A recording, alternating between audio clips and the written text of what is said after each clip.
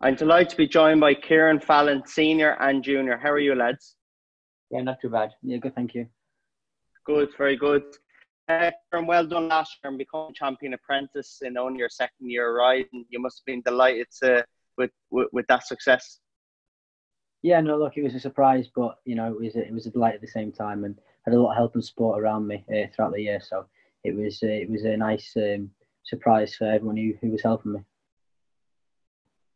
And Kieran, you must have been very proud of him winning that champion apprentice title in only a second year riding. Yeah, we didn't think it was possible, actually. Sean Davis had a lot of experience behind him, a lot of support from the north, and we thought really it'd be one-way traffic. And the plan really from Mr. Haggis's point of view was just steady away, just build him along, quietly, and just see, take it from there. Because he hadn't been racing very long and he hadn't been riding very long, so it was a surprise, probably to everyone, especially to me. And Kieran Jr., was a surprise. Obviously, it was a surprise to you too. But how come you were so late coming to racing? I was in a boarding school in North Wales, so I was never really interested in horses, and until I come out of the boarding school, really. And I've kind of done every sport possible apart from horse racing, so I thought I'd give that a try. And Mr. Haggis has been very good to you, and obviously your father's a big influence to you, and you're able to look up to him for advice and that as well. Yeah, definitely. He's looked after me really well. He's not rushed me into anything. He's made sure I was ready for everything that was thrown at me. And Maureen, she's been a big help to me. Over the 3 years I've been there now, they've only ever wanted what's best for me, which has been a real help, and they've always been there for me whenever I needed them. And Kieran, what are you doing with your time now that you're not riding anymore? A lot of riding out, yeah. Over 5 o'clock in the morning. Plenty of exercise, plenty of work. I love it. And you were in Dubai mainly last year, and will you be going back there this year, or just stay in the UK? Well, we spent 6 months in England, 6 months in Dubai, is what I've been doing the last couple of years, which has been, it is great. So it is, and to be able to do both, so we'll see. I don't really know what I'm going to do. We just take it day by day at the moment. You've rode some amazing horses over the years. You were a 6-time champion jockey. You rode 16 British Classics, 6 Irish Classics, and numerous big races all around the world. If I could ask you one horse that stands out to you, is maybe not even the best, but what meant to you, which horse meant the most to you out of all them horses that you rode? I've always said Dylan Thomas. Fantastic Light actually was possibly one of the great horses that I got on early doors for Sir Michael Stout, and then it went obviously owned by Godolphin. So after winning the SEMA Classic, it went to Godolphin. He was a serious horse, but of all the ones myself that that I was a long-term relationship with, Dylan Thomas. Back-to-back champion stakes winner. It'll be very difficult to get for it to be done again. It's only ever done once. Prix de l'Arc, he was, his temperament and everything else as well about him. He was a wonder horse and didn't get the recognition probably that he should have done. People might know, but you only rode him on 6 occasions on the track, and you won on him all six times. So you've had a great partnership and a great record together. Yeah, I mean, anybody you could put your child on him, riding him out in the mornings and that, and in a race, he was cruise control. Just point him, he was something different. You won on him in his debut in Tipperary, then you won him in Leopardstown. You were back and forth getting back on him. But when you ran in the English Derby, he obviously improved an awful lot before the English Derby. You rode another horse for Aidan in the race that unfortunately lost his life. It was pulled up in the race. When he went into the Irish Derby, then he obviously realised did you always know how good he was, or was it just he kept improving? He was a very laid back horse at home. I rode Horatio Nelson in his last piece of work. I can't remember exactly how many Aidan had gone to the Derby, but there was a toss of a coin between him and Horatio Nelson. And Horatio Nelson's last piece of work was exceptional, and that's what swayed me to ride him.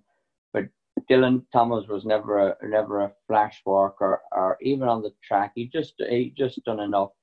Like if you see his race with a Ouija board, she come to beat me, and he just found a little bit more, and got back up to win.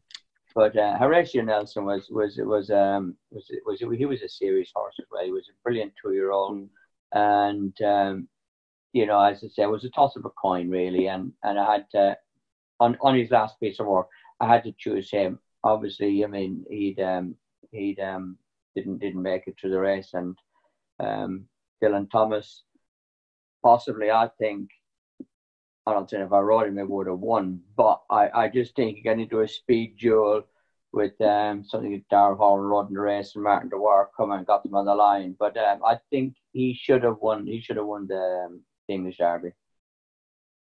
Okay, that's interesting. And you mentioned the Ouija board, another horse who he had a fantastic partnership with as well. Very good mare, Fred Dunlop.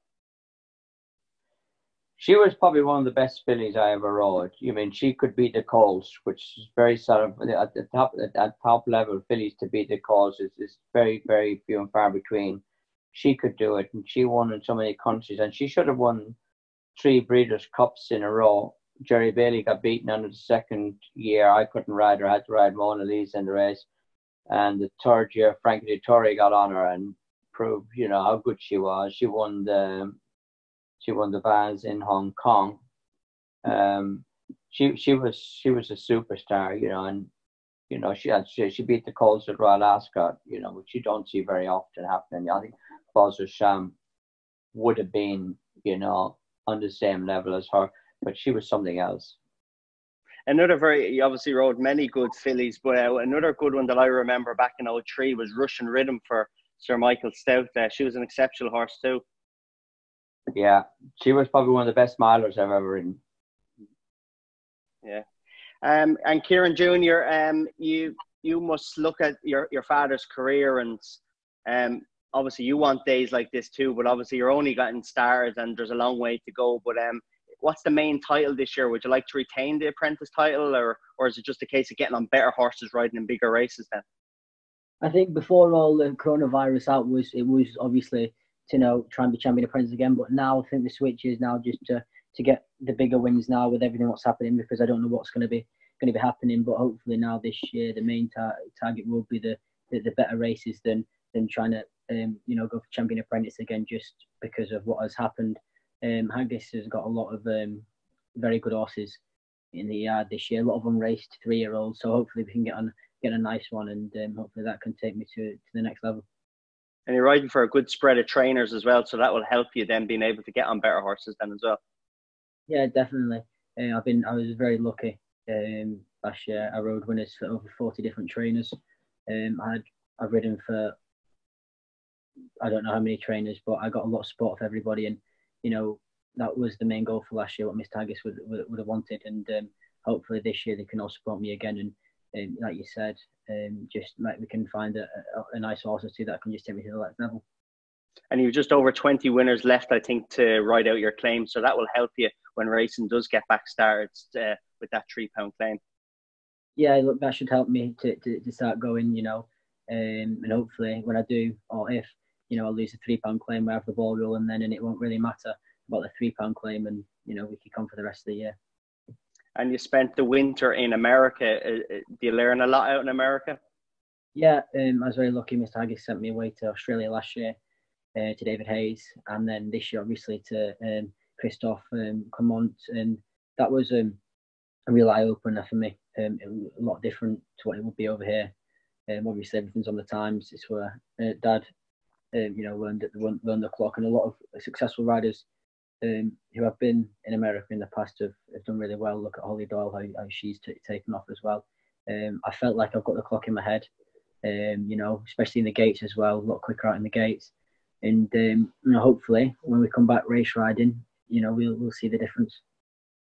And Gavin Horn, who is your agent, and Oisin Murphy's agent as well. So that's a good thing. He's obviously has the 2 champions apprentice and the champion jockey. That will help you with Oisin getting so many rides and everything. If there's surely good spares left over then, and they'll hopefully come your way then. Hopefully, yeah, that was the idea when we took up on Gavin Horn. You know, Phil Shea did a great job with me last year. But you can't turn down an offer to you know, go with Gavin on, and when he's just doing Oisin and me, like you said, hopefully we'll get a few nice spares, and hopefully we can you know, do the job on them as well. Very good. And Kieran Sr., before I let you go, do you how much of a part do you play in Kieran's career? Are you there just when he wants you for advice or that, or are you there every day? Well, I spent a lot of time driving him last year. Didn't get paid for it, but well, we done even before he got his license. We used to go down to the likes of the Rolling Mile, go down to the 2-4 marker, 3-4 marker, or walk the track, the July courses like that. Especially I think the Rolling Mile is one of the difficult tracks to ride in England. You know, with the undulations and everything else, and just watching racing and that, and then I leave it up to himself. I don't get involved. Tracks, yeah, I'll tell him the best way to ride tracks, but when he's riding for trainers, they tell him what to do. He should know what to do then if he has to make change himself, that, you know, and that's the difference, you know. And when to kick and sit, you can't teach somebody to do that, you know. It's like instinct, and you know, if he can find that, well, then he'll go a long way. But you can't tell somebody, you can't teach somebody how to ride, but you can teach him how the track should be ridden, and then it's up to him after that. And Kieran Jr., that's priceless, what you can gain from your father being able to walk tracks with you and tell you about how to ride certain tracks. Yeah, definitely. He proven last year, obviously at Newmarket there. I've got like a 25 plus strike rate there. Epsom, I've got like a 28% strike rate there. You know, all the tracks we've done together, you know, Windsor as well, we've got like a 30% strike rate there. So it proved last year that it helped me a lot, and you know, hopefully, you know, we'll do the same this year, because obviously we've not been riding for a while, and you know, we can just sharpen up a little bit more coming back from America, get the clock in my head, having more support of my boss, Mr. Haggis, and hopefully riding better horses. He'll just put me in that next level. Well, listen, thanks very much for taking the time, lads. It's very good of you. Kieran Jr., best of luck this year. Hopefully you can bang in plenty more winners and maybe even retain that apprentice title again. And Kieran Sr., enjoy riding out and keep going. And thanks again, lads. Thank you very much.